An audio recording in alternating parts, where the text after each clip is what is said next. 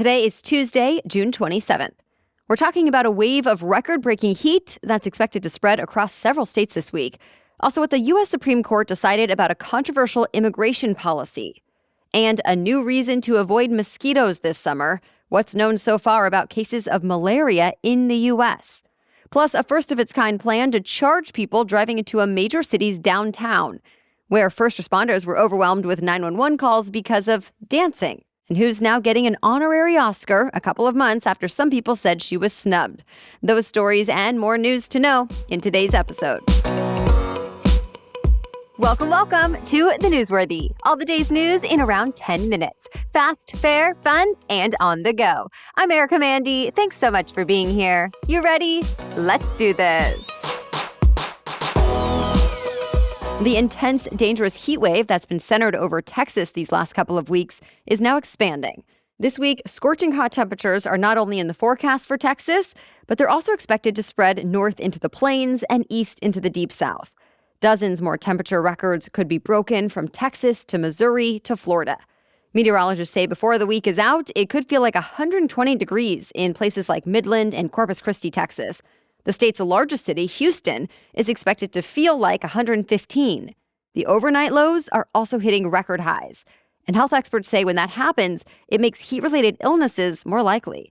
Making matters worse, some people could end up losing their power. Texas's utility operator issued another weather watch that's in effect through at least Friday, meaning people will have to conserve electricity to prevent an electric grid meltdown. That part of the country is not expected to see any kind of relief until the 4th of July holiday at the earliest. The U.S. Supreme Court overwhelmingly sided with the Biden administration over a controversial immigration policy. We're talking about the one that says immigration status alone should not be the basis of a decision to deport someone. That officers should not try to arrest farm workers, elderly people, and others who have been here for years, contributing to their communities, but instead that they should focus on immigrants who pose a threat to national security and public safety, or people who have crossed the border recently. The policy has been blocked for a while now, while a couple of Republican-led states have been suing the Biden administration over this. Texas and Louisiana argued the policy basically gives immunity to millions of non-citizens and puts a strain on state resources. But justices voted 8-1 to let the policy actually go into effect anyway.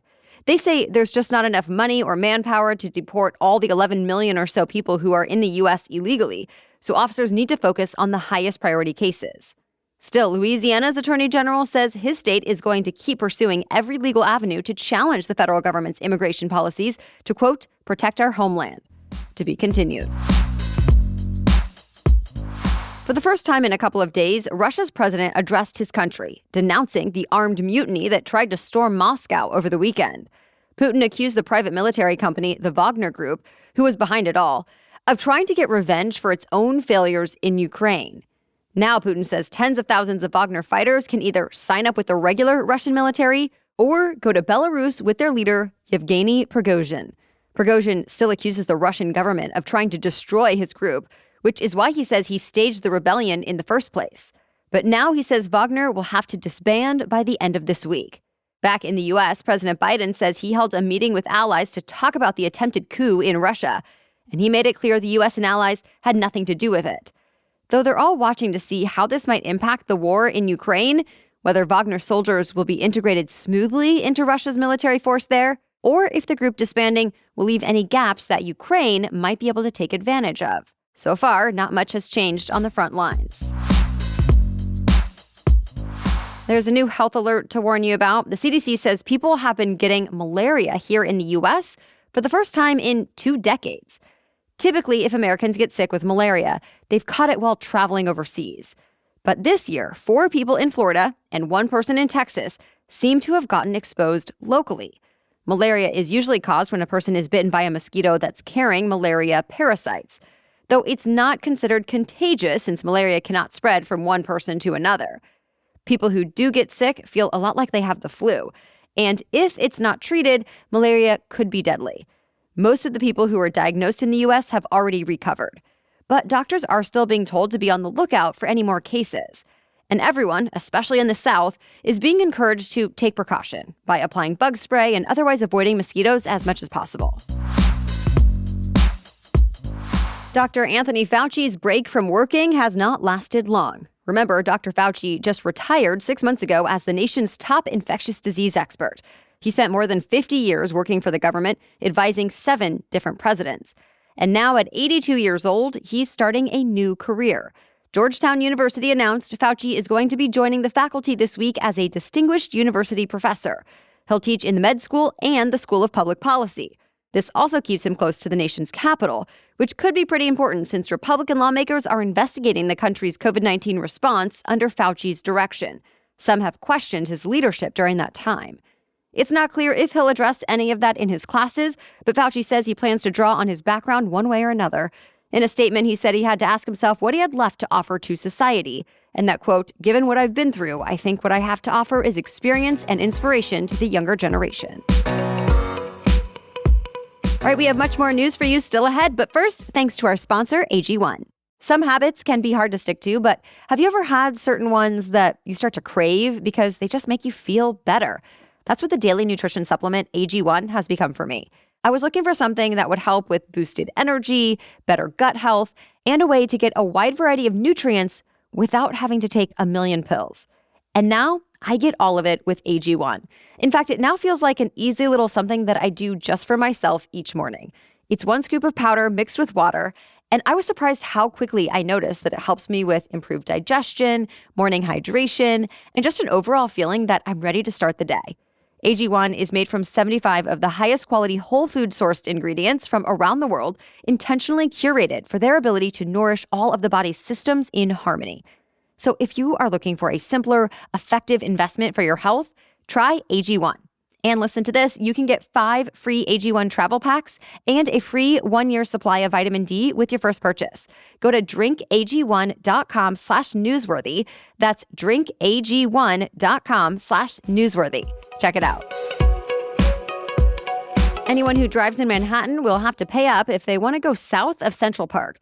The Federal Highway Administration just gave the final okay for New York City to roll out the first congestion pricing in the U.S.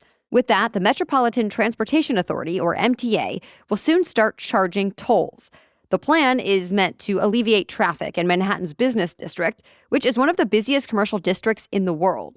Officials say they expect it to also have an impact on pollution, and the money made from tolls will go toward improvements for the city's subways and buses. Lawmakers from New Jersey, though, are not too happy about this, saying it unnecessarily hurts drivers who commute from Jersey to New York City. Already, they pay a $17 toll to use a bridge or tunnel. The exact price for this new toll has not been set, but reports say it could range from $9 to $23. The New Jersey governor's office now says it's exploring all of its legal options. But in the meantime, the plan in New York City is to get the tolls up and running by early next year. Your local dry cleaner, florist, coffee shop, hair salon, or other small business might soon be moonlighting as an Amazon delivery service. Amazon is now partnering with thousands of small businesses across 23 states, especially in big cities. And it's all part of the Amazon Hub delivery program. The idea is to help Amazon cut costs and delivery times and bring some extra money to small businesses along the way. The businesses that take part will get packages from Amazon in the morning and then will be expected to make between 20 to 50 deliveries a day, 7 days a week. That extra work is expected to bring in about $27,000 a year.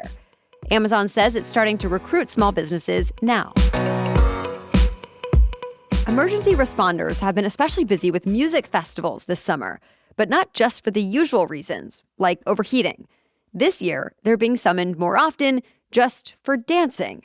Yeah, Apple's crash detection feature has been mistaking enthusiastic dancing for car crashes.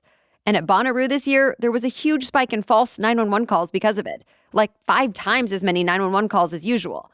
We've already told you about this being an issue with people riding roller coasters, as well as people skiing or snowboarding. But this is the first we've heard of it happening with dancing. Police in the UK have also reported fake emergency calls made with Android devices in recent weeks because of the emergency SOS feature on Android 12. At this point, tech companies are just asking people to temporarily deactivate the features when they know they're going to be doing extreme activities. And there's no plan to get rid of the feature entirely, especially since tech companies have pointed to quite a few times when the feature worked just as intended and got someone help who actually needed it. Her loss was considered one of the biggest upsets of this past award season, but now she's getting her due. We're talking about Angela Bassett. She's actually been nominated for Academy Awards twice, the first time for portraying Tina Turner in the 90s, and then earlier this year for her role in Black Panther: Wakanda Forever. Many people thought she should have won both times. But despite getting passed up, the Academy says it's now giving her an honorary Oscar for setting, quote, new standards in acting. Bassett is in good company. Other honorary Oscars are going to comedy legend Mel Brooks and film editor Carol Littleton. Brooks already has one Oscar for Best Original Screenplay for The Producers. Littleton has been nominated before as well for her work on E.T. the Extraterrestrial. All three will be honored at the Governor's Awards later this year. Well, that's it for the main news today, so now it's time for Trivia Tuesday, when we ask a different trivia question every week. But first, thanks to our insiders who already bought some of our new merch. Yes, if you missed it yesterday, we just launched an option to buy the newsworthy shirts, hoodies, mugs, cell phone cases, and much more. And to celebrate the launch, you can now get up to 35% off the merch this week only. We are giving the Newsworthy Insiders a first look, and then it'll open up to everyone on Thursday. So insiders, check out the link in today's episode notes to choose your favorites.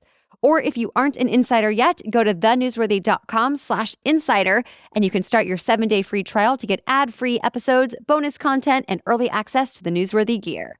Thank you to everyone listening right now for supporting the podcast and our efforts to offer you fast, fair, fun news every day. All right, now back to Trivia Tuesday. Today's trivia question is, who was the youngest U.S. president? You can play along with us in our weekly roundup email that comes out each Friday. Simply sign up to get it at thenewsworthy.com/email or find the link in today's episode notes. As for last week's trivia question, which American states grow coffee? The answer is California and Hawaii. So not a lot of places, even though the U.S. actually drinks more coffee than anywhere else in the world. But coffee plants are apparently pretty picky crops that require only perfect environments to grow, meaning the perfect altitude, sunlight, rainfall, and land. The federal agency NOAA says coffee thrives in moderate climates, traditionally near the equator, with predictable temperatures and consistent weather patterns. Most of the world's coffee comes from Brazil. Other top producers include Colombia, Indonesia, and Ethiopia, just to name a few. And although it's not technically a state, one U.S. territory makes that list too, Puerto Rico. And it's pretty popular. At one point, even the Pope requested his coffee come from Puerto Rico, and it's often been described as one of the best varieties in the world. All right, thank you so much for listening today. Be sure to hit the follow button in your favorite podcast app if you haven't already to get new episodes each weekday for free starting at 4 a.m. All right, we'll be back with much more news to know tomorrow. For now, have a great day.